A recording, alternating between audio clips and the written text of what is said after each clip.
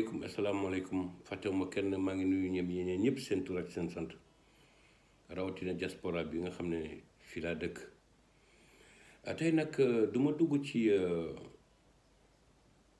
li nga xam ne dañ ko wax dans les réseaux sociaux bu nekk souvent des informations sensationnelles ñëpp di ci commenter damay wax li nga xam ne moom la ñuy dund Sénégal soo leen déggee ma naan damay wax li nga xam ne moom la ñuy dund Sénégal c'est parce que jàpp naa ne aussi il y a une couche de la société sénégalaise ba ñoom ñi nga xam ne ñoom amuñu ku leen waxal te nag ñuy dund ay problèmes yu tar te ma jàpp ne comme Sénégal ñun ñëpp ñoo ko bokk te ñun on est là pour informer, nous sommes là pour sensibiliser, nous sommes là pour éveiller la conscience des Sénégalais yoon la ñuy wax ci te ma jàpp nag ne soo leen gisee ñu ci wax c'est parce que tout simplement comme ni ma koy fa waxee tous les jours nous sommes les députés du peuple sans salaire ni voiture ni per diem ñun askan bi moo ñu tax a jóg problème mu Sénégalais yi ñoo ñu tax a jóg yu Sénégalais yi ci dund ci métit moo ñu tax a jóg tey nag ma jukki ci le problème des bonnes dans le terme courant au Sénégal ñu leen di woowee mbindaani ñi nga xam ne souvent dañu nekk ay nit ñoo xam ne dañuy jóge ci campagne bi bëgg a daan ci seen doole ñëw Dakar ci réewu taax yi Kaolack wala feneen dans les centres urbains di ut ci liggéey souvent ñuy am chance ñu leen utiliser dans les maisons di leen fay il faut le dire des salaires dérisoires bien que tey situation bi tey xaw na changer tuuti soo leen gisee ma bëgg ci wax c'est parce que dama bëgg aussi ngeen bàyyi xel ne en dehors de tout cela am na ci aussi tey une couche de la population boo xam ne tey ñu ngi yëngutu ci liggéey boobu mu nekk une couche de la population boo xam ne yàlla may na leen ñii jàng nañ ba am certificat d'études ñii jàng nañ ba am brevet le brevet d'études am ñii jàng nañ ba sax ba am bac mais nag comme seeni waajur seen loxo jotul seen gannaaw ñu jàpp ne ñoom dañoo war a daaloon seen doole d'une manière très honnête ñu dugg ci tey ma jàpp ne nag ne ñooñu tamit dañoo bokk ci population bi dañoo bokk ci Sénégal dañ leen war a bàyyi xel te nag soo déggee ma naan dañ leen war a bàyyi xel ñoom tam dañu am seen àq ak seen yelleef moo am benn fait boo xam ne man dama ko remarqué woon te dinaa ko wax dama gis ñun ñi nga xam ne ñuy dëkk en Europe dama gis secteur boobu dañ ko organiser en telle enseigne que lépp loo xam ne mooy seen àq ak seen yelleef comme ni ma ko waxee woon tout à l'heure war na ñëw ci ñoom dañ leen ko jox ba mu mat sëkk et soo gisee loolu am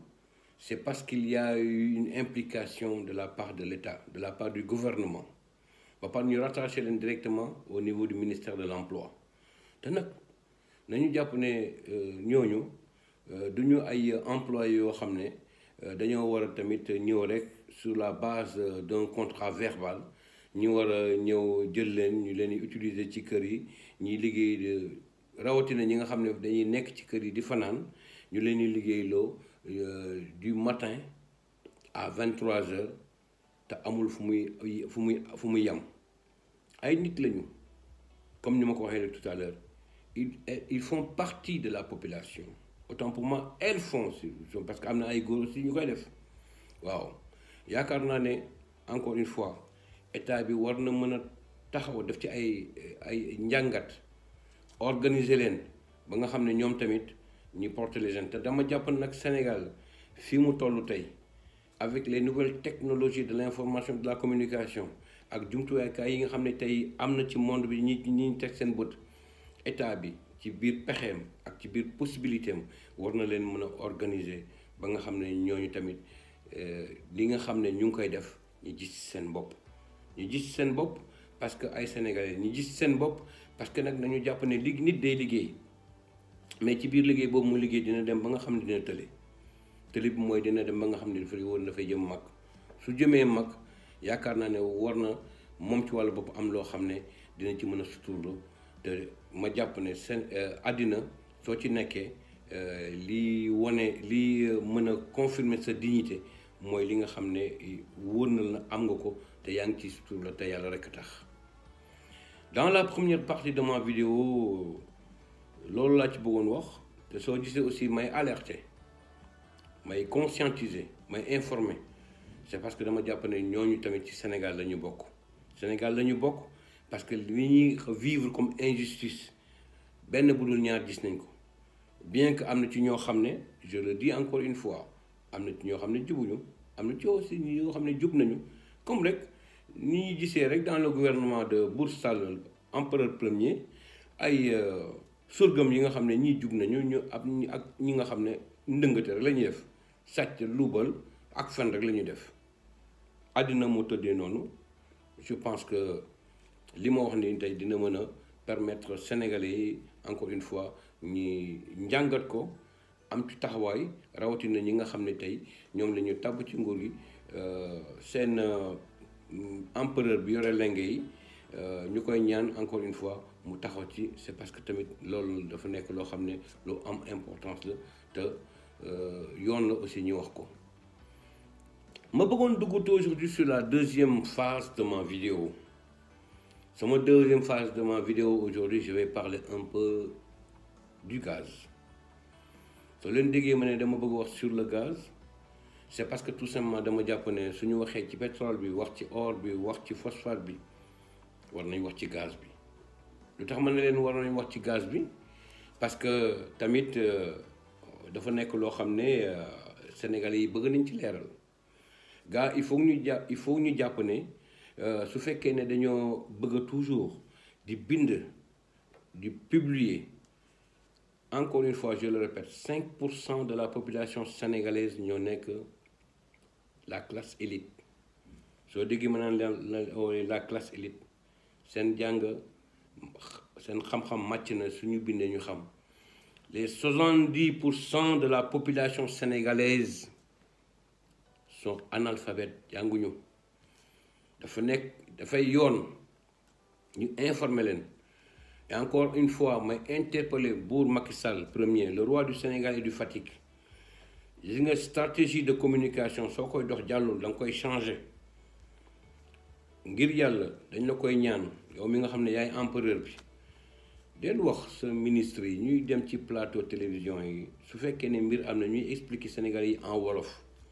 di leen wax mbir yi ni mu tëddee ba mu leer ci ay kàllaama wolof yu leer nous avons des intellectuels ñoo xam ne ñii ay alpulaar la ñii ay joolaa ñii ay séeréer la ñu def traduction bi ñi jot déglu xam bu baax li ñuy wax loolu mooy tax nit ñi loolu mooy tax nit ñi seen wàllu bopp même su fekkee ne sax li xew na nit ñi teg ci seen bët dinañ ma jàpp ne kii kat mu ngi góorgóorlu vraiment il est en train d'apporter des éclaircissements par rapport à une situation mu ngi en fait jéem a xool nan lay expliquer Sénégalais pour xamal leen ne mu ngi bëgg aussi dem pour une gestion sobre et vertueuse waaw il n'est jamais tard de bien faire Macky Bour Sall il n'est jamais tard de bien faire alors tey moom dama bëggoon wax sur le gaz de Gadiaga ak ce que révèle réellement le contrat du gaz de Gadiaga bon le contrat de Gadiaga dafa nekk contrat boo xam ne ki ko attribué woon ki ko autorisé woon moo doon maître Abdoulaye Wade bi mu nekkee ci nguur gi et bi mu koy attribué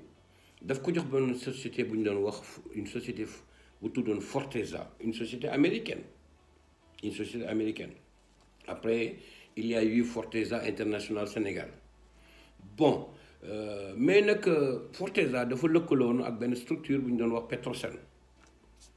Petrosen te may nag di préciser gis nga problème mu gaz boobu c'était depuis 1997 wala mu weesu loolu sax du ma bëgg ji dugg ci détails yi je pense que spécialistes yi nga xam ne dañu spécialisé ci côté boobu duñ ma bàyyi ma fenn mais li ma mën a jàpp mooy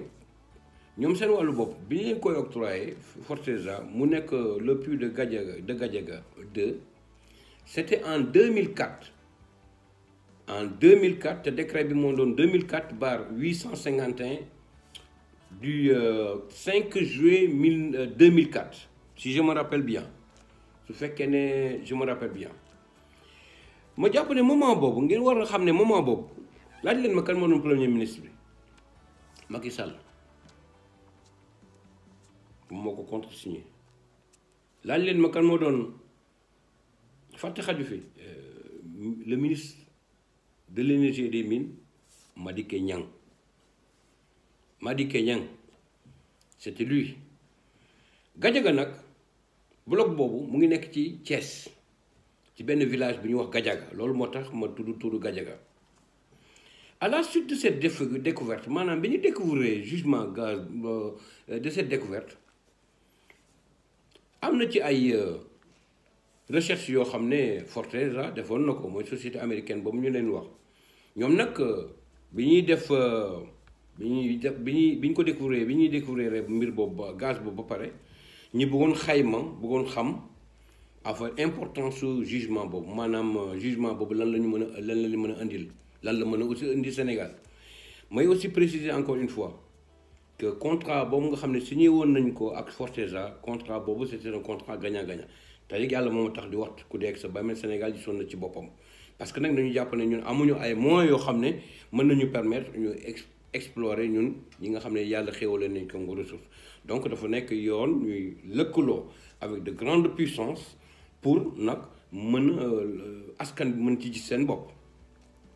mais ci biir loolu ñoom bi ñu taxawee ne dañuy xayma jugement bi ci gàttal li nga xam ne ñoom yaakaaruñu ko ci woon sax dafa dem ba jaaxal leen soo leen déggee maanaam dafa dem ba jaaxal leen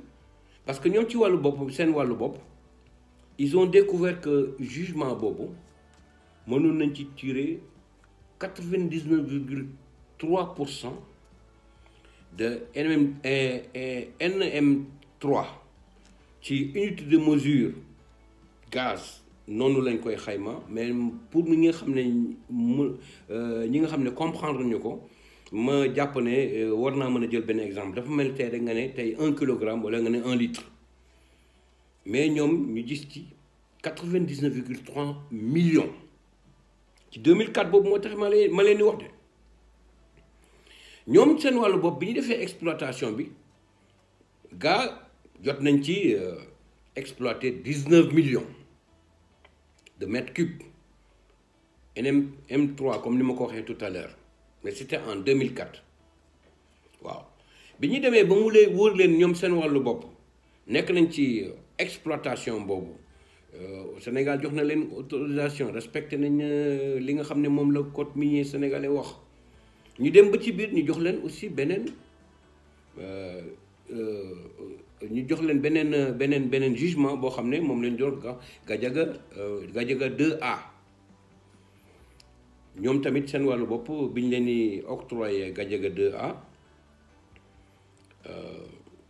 maître Abdoulaye Wade qui était le président de la République ne leen il faudrait que dans tout ça ngeen procéder à un investissement boo xam ne dina toll ci 2 millions de dollars ñu xayma ko ci 11 milliards mais ci biir loolu yëpp dafa am loo xam ne war nañ ko wax gis ngeen 11 milliards boobu nga xam ne Forteza jàppoon na ne daf ko war a def te nag ma jàpp ne def na ko am na ci ay leeral yoo xam ne ba léegi leeral yooyu ñun amuñu ci dara parce que mësuñu xam mbir moomu nu mu tëddee ndax 11 milliards yooyu bi ñu jotee xaalis boobu ñoom def nañ ko ci wala déet dara wóoruñu ci comme ndax avant ñu leen di octroyer deuxième jugement boobu l'État sénégalais a pris le soin de faire li ñuy wax audit càmbar xamuñu ci dara 11 milliards yooyu ndax am na ñoo xam ne jot nañ ci ay rétrocommission xamuñu ci dara te nag umpule ne Sénégal moom bu la kenn nëbbatu gars yi ni ñu amee xaalis nag xam nañ ko mbir day taxaw mu wóor ne ñoom ñooy buur di bumi parce que nag empereur bi teg na leen fi ñu profiter occasion ne politique luy luwee bàyyi ma je vais m'enrichir mes poches je vais me faire des milliards te nag ma jàpp ne loolu moo fi war a jeex. ma bëggoon nag aussi encore une fois à ce que l'État sénégalais nous apporte des éclaircissements là-dessus te rawatina am na loo xam ne aussi bëggoon naa ko préciser te mu nekk loo xam ne lu am importance la. Aujourd'hui suñuy xayma dans cette zone nous avons plus de 11 puits. may interpeller Macky Bour Sall le roi du Sénégal et de Fatick empereur premier dama bëgg ñu génne leeral askan bi suñu gaz boobu tey ñaata mètre cube lañ ci extraire tey en 2021 ñaata la ci partenaires yooyu ñu lëkkalool am ñun ñaata lañ ci am xaalis boobu ñu ci am fan lay dugg